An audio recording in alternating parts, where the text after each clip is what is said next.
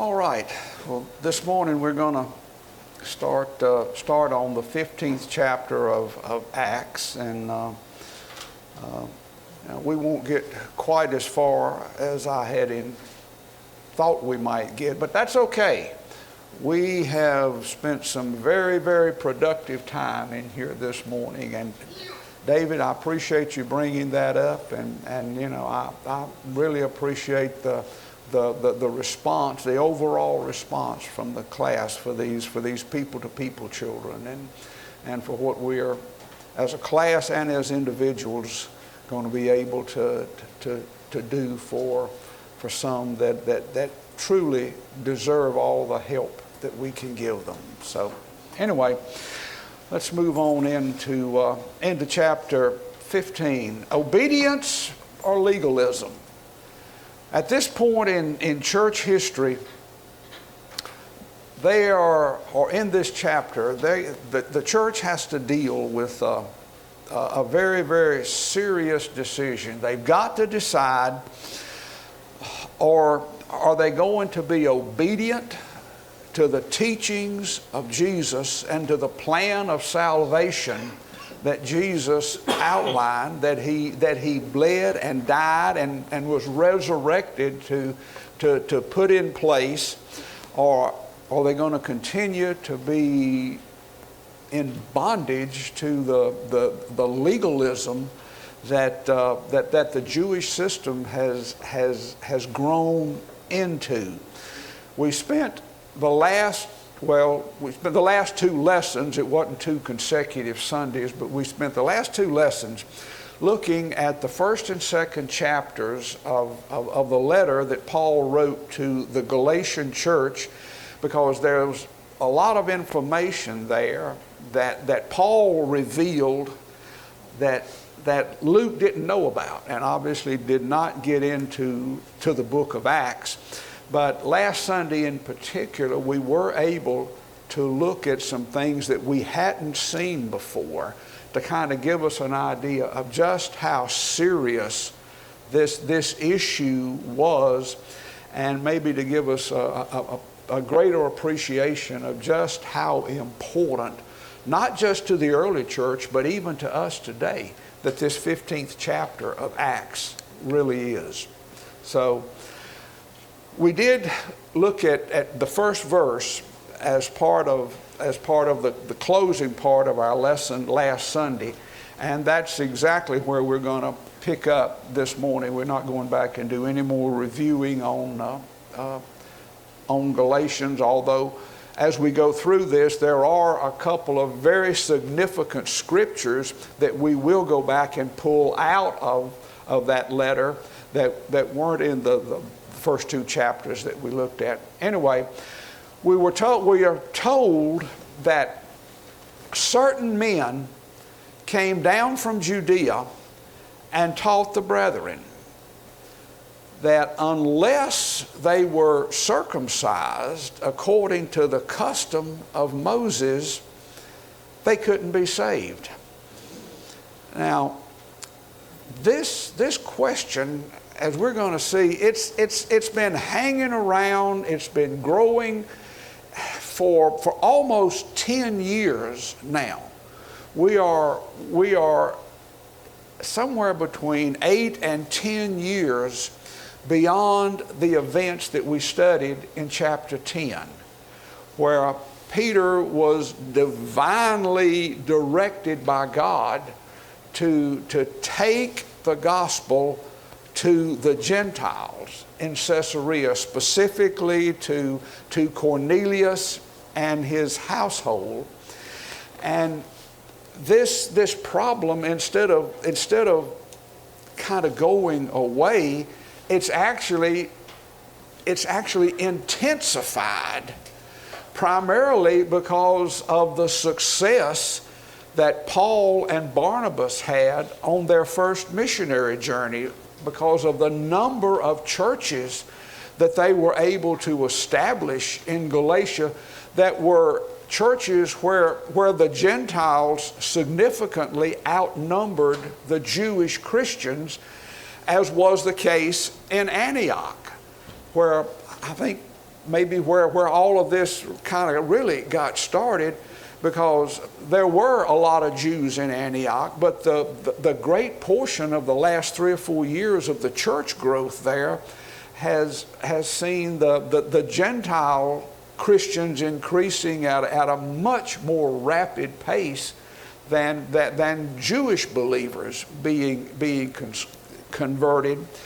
So what we have here is it's finally come to a head, and we saw a little bit of this in last Sunday's lesson, because that's the reason, one of the main reasons that Paul wrote that letter to the Galatians, is because the same men with the same beliefs as those that we see here in verse 1 were following behind them the churches that they had established in Galatia, basically telling them the same thing that these men who have come from Antioch here are going around telling all of the Gentile Christians, that you've got to follow the law of Moses, and especially you've got to be circumcised, or you can't really be a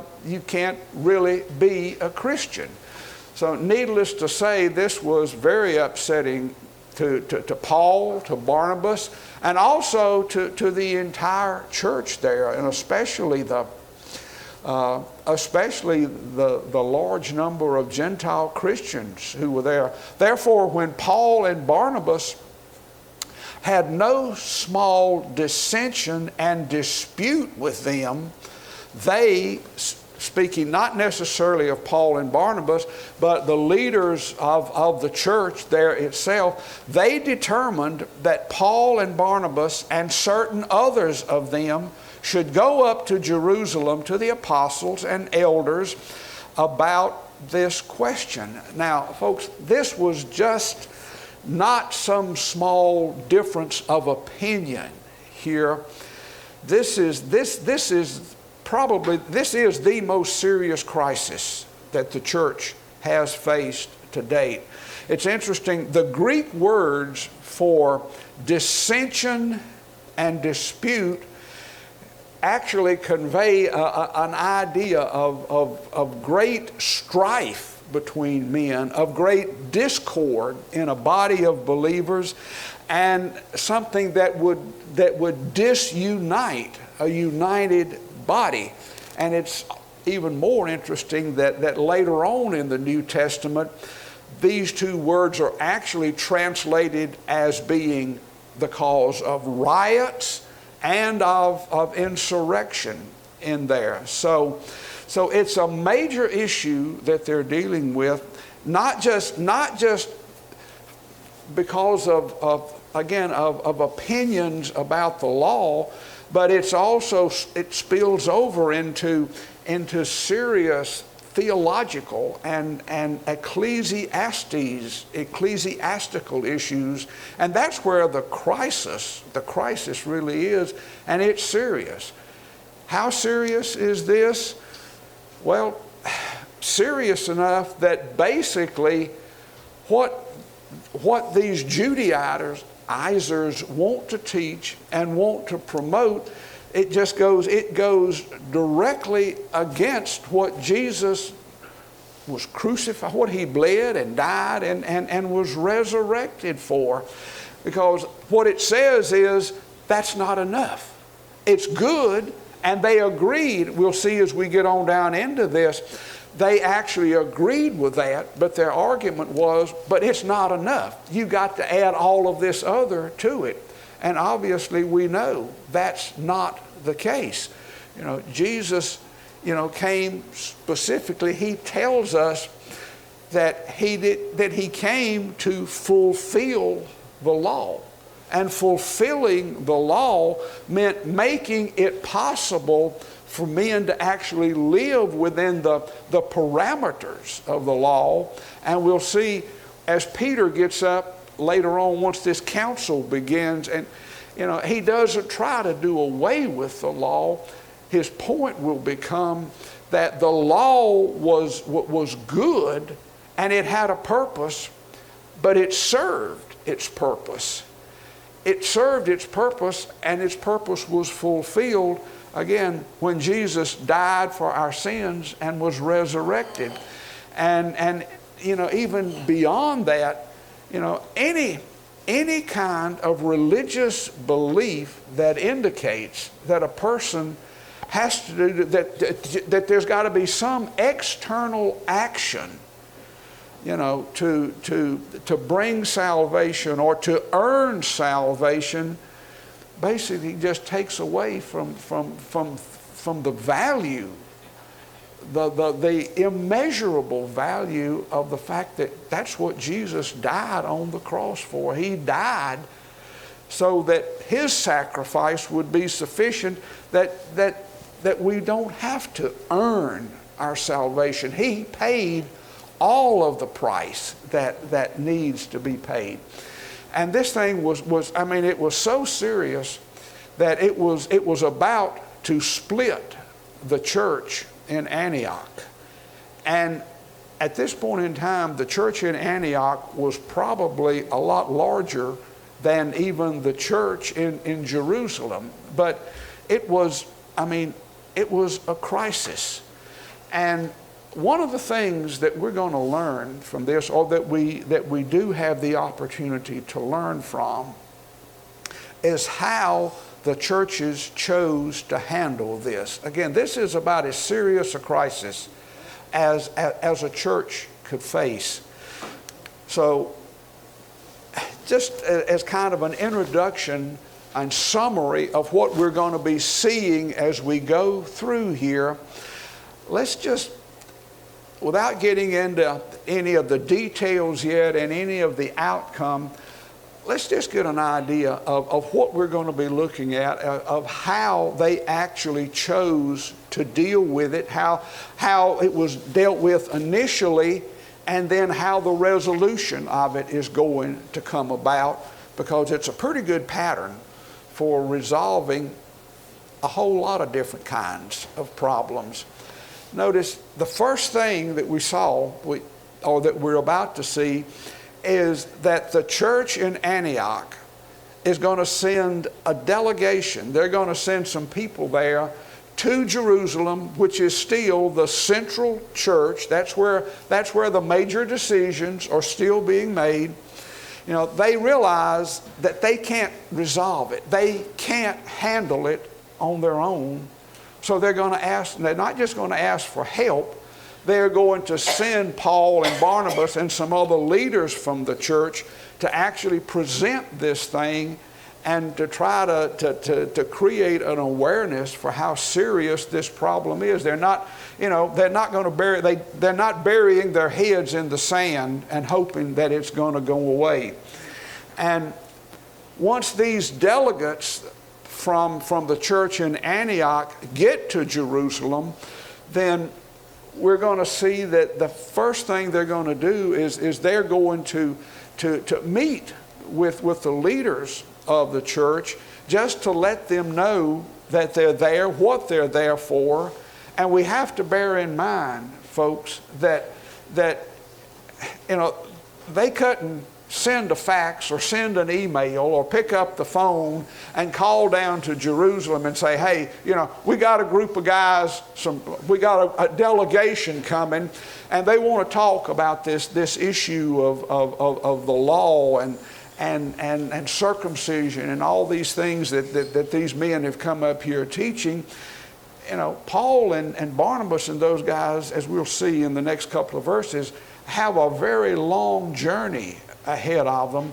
And once they get there, then there's no advanced preparation that's been made for this.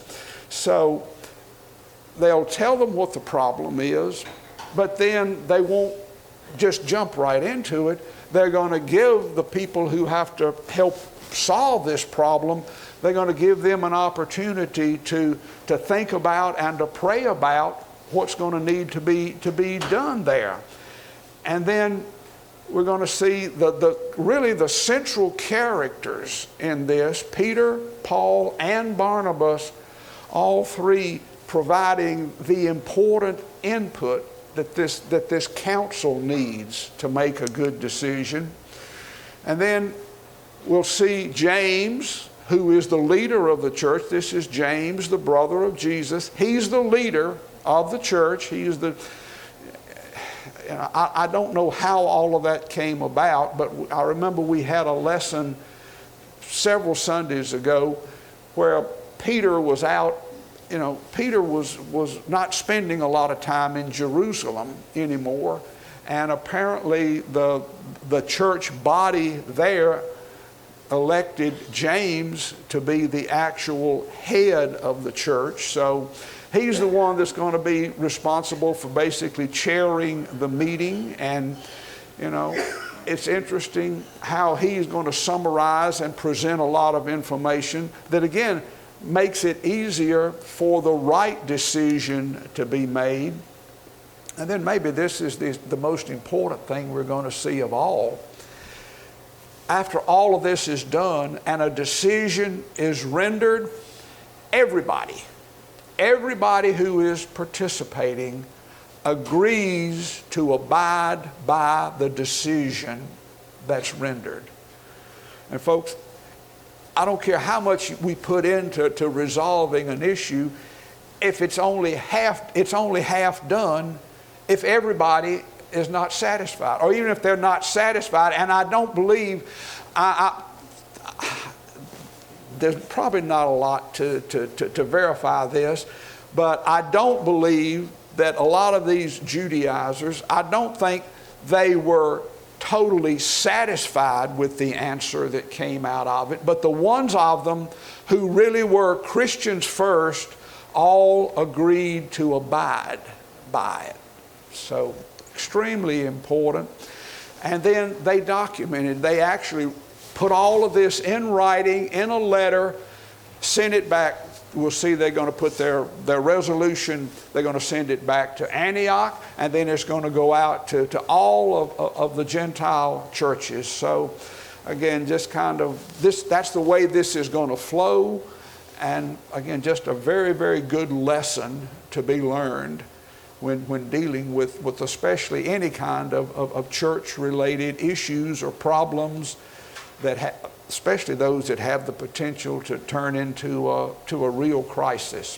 All right, so let's see what happens. In verse 3, we're told that, so being sent on their way by the church, they passed through Phoenicia and Samaria, describing the conversion of the Gentiles, and they caused great joy to the brethren there. So Paul, Barnabas, and again, how many other individuals were with them, they leave Antioch, and they've got a 300-mile journey ahead of them. And of course, they're walking. So you're looking at probably a couple of weeks if you don't do anything but just walk. But they actually made it a point to stop all along through the country, through Phoenicia and Samaria, visiting as many churches as they could there. And again, interesting that the churches of Phoenicia was a Gentile nation. And they had the gospel for several years.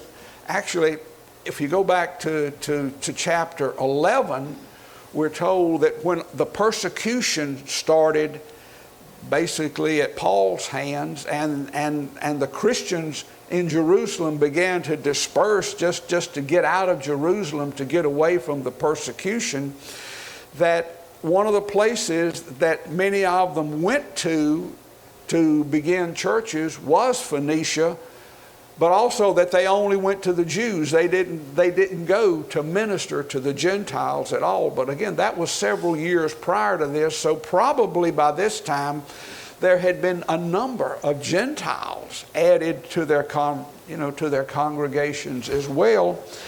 And Luke says it didn't just make them happy. It said they received much joy, that they greatly rejoiced at what they were being told about what God was doing, about all the success, about all the new churches that had been established on that last missionary journey. And same thing down in Samaria, which also there'd been a lot of churches there since back in chapter 8. Philip went over and held this great revival, and then Peter and John went down and laid hands on them, and the Holy Spirit fell. So, so it takes them a while to get where they're going, because this is probably the first opportunity that Paul or Barnabas, either one, has had to go into and minister in any of these churches. So they don't let the fact that they have a mission, they don't let what they're going to Jerusalem do actually keep them and interfere with what they have an opportunity to do as they're passing, through these two countries and literally probably just walking right by a lot of these congregations that were there. So they take an opportunity here, and they use it to their advantage to continue spreading the gospel, and also to share good news with those churches there. All right.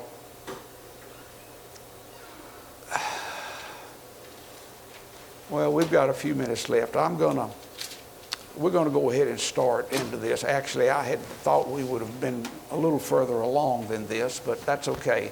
The time we spent was extremely important.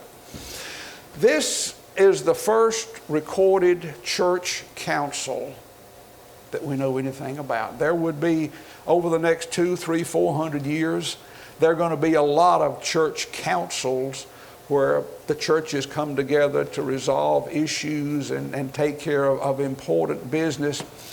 But this is the first one. This is the first time that churches from outside of Jerusalem, from all the Jewish leaders, I guess probably the closest thing that's happened to this thus far would have been the meeting that was called when Peter came back from Caesarea to explain to the leadership and to the church there, why he had gone to the Gentiles, why he had gone into Cornelius's house, why he had sat down and ate with them, and to answer the accusations that were made against him. And if truth be known, if what he did there had accomplished what it should have accomplished, or what it appeared to accomplish, then probably this council wouldn't have been necessary. But fact is that now for about 8 or 10 years, even though we thought when we finished up chapter 10 and 11 that this issue was settled, that it had been decided that, hey, it's okay. The Gentiles have been called to be Christians just like the Jews have. And God, loves them the same, and basically we'll keep preaching what we've been preaching here in Jerusalem, but we won't put that burden of the law and all the Jewish customs on the Gentile Christians. But as I said when we began, apparently the problem has just gotten worse and worse, especially as the Gentile Christians began to outnumber the Jewish Christians pretty much everywhere except in Jerusalem and in Judea. So again, it was very necessary and very, very critical to the survival of the church at this point in time. so once they finally finish their journey through Samaria and Phoenicia and get to Jerusalem, verse 4 tells us, and when they had come to Jerusalem, they were received by the church and the apostles and the elders, and they reported all the things that God had done with them. Now, just from the very context of this, we have to assume that the first time they actually all came together was a pretty public meeting. Now, bear in mind what we're dealing with here. Paul and Barnabas and again, those traveling with them show up in Jerusalem almost unannounced, because again, there was no way for the church in Antioch to let the people, the church in Jerusalem, know that they were coming. So they get there, and probably, and I'm just assuming here, that probably they met with some of the leaders of the church, and that some time was taken to actually put this meeting that's described here in verse 4 together for them.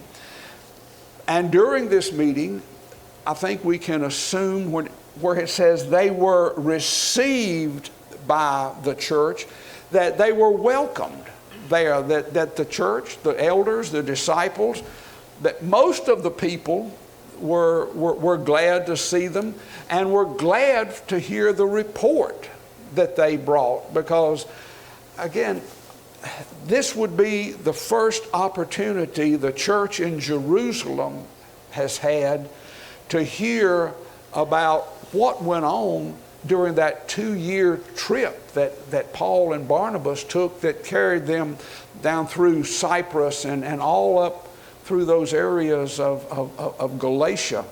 So they were very obviously overjoyed with how successful they had been, with how many churches they had established, and how God was working and moving there. And I'm sure that over the course of the report they gave, that they talked extensively about the signs and the wonders and the miracles that God had did there, because they were there. They're there to sell basically what they believe is the position that the church needs to take, or to convince the church that they need to continue with a position that they appeared that they're supposed to be taking, but that obviously they've got some people there who are running around teaching just the opposite of that. So, I'm sure they emphasized all the divine activity that took place, because assuming that hey, if God is working, if God is doing these miracles and these signs and these wonders, then surely it must be His will that He's giving, that He gave us all of the success that we had there. So, and it makes sense. What they're telling them is, hey, look, God wouldn't be bringing all these Gentiles in if He didn't want them, if their salvation was not as important as ours, and that we don't need to be laying any extra burdens or anything on them that Jesus Himself is not requiring.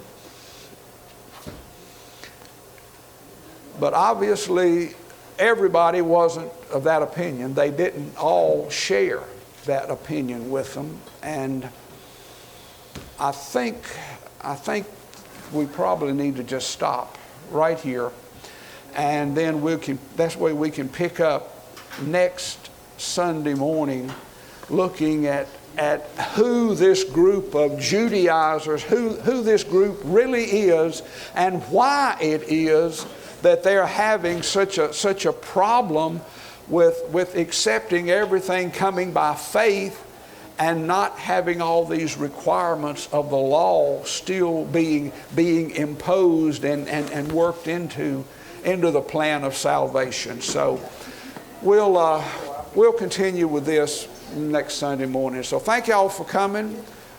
Appreciate everybody being here. Appreciate all of the missions related input in the beginning of the class and all the good that came out of that. So have a good week, great week, wonderful day, and I'll look forward to seeing all of you next Sunday morning.